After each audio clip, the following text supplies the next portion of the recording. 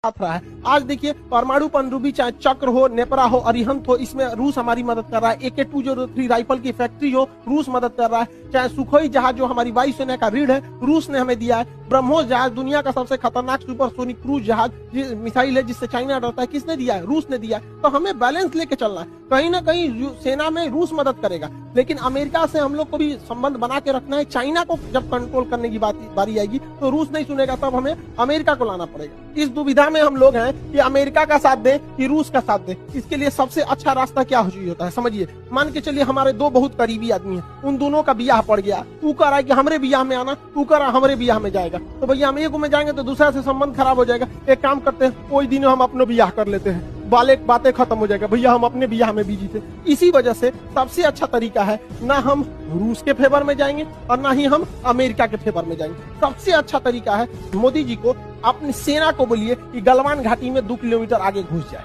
गलवान घाटी में जैसे 2 किलोमीटर आगे घुसेगी, लड़ाई तो करना नहीं है, उलझा के रखना है। 2 किलोमीटर जहां आगे घुसेगी उधर से चाइना वाले घुस जाएंगे, फिर वैसे ही स्टैंड ऑफ हो जाएगा।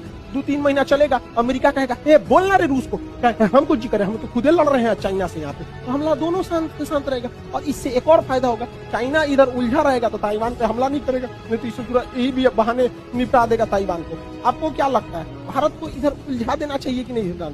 वरना आप मना करेंगे तो कोई ना कोई देश इस तरह से आपको कहेगा कि भैया हमारा साथ दो। उससे अच्छा हम खुद उलझे हुए हैं, बातें खत्म। रूस की जगह पे कोई भी देश रहता तो अपनी सिक्योरिटी को लेकर चिंतित होता ही। आप खुद सोचिए, अमेरिका यहाँ पे है, क्या मैक्सिको देश में अगर रूस अपनी सेना लगाएगा तो क्या अमेरिका चुप रहेगा?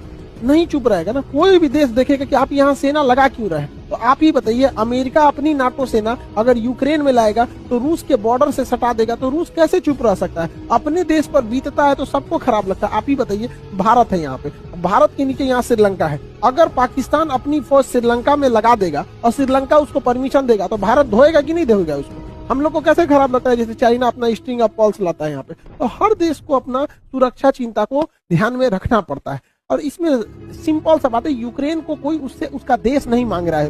रूस का केवल यही करना है कि यूक्रेन डिसाइड एक लिखित दे दे कि वो कभी भी नाटो सेना में शामिल नहीं होगा। यूक्रेन को ये सोचना चाहिए कि नाटो में शामिल होने से अमेरिका को फायदा है, वो दुश्मनी निकालेगा रूस से। क्या जाता है यहाँ पे, पूरा देश बच जाता, उसके लोग मरने से बच जाते, क्या काम आया नाटो? तो यहाँ यूक्रेन को सोचना चाहिए कि बहुत ज्यादा जिद पालने से कोई खास फायदा नहीं होता है। और हमेशा एक चीज याद रखना चाहिए, यूक्रेन हो, हम हो या आप हो, हम अपना पड़ोसी नहीं बदल सकते, दोस्त बदल सकते हैं। इसलिए दोस्त से संबंध बने बिगड़े, लेकिन पड़ोसियों से हमेशा संबंध अच्छा रखना चाहिए, क्योंकि हमेशा काम पड़ोसी आते हैं। यूक्रेन का पड़ोसी रूस है और ये ना अमेरिका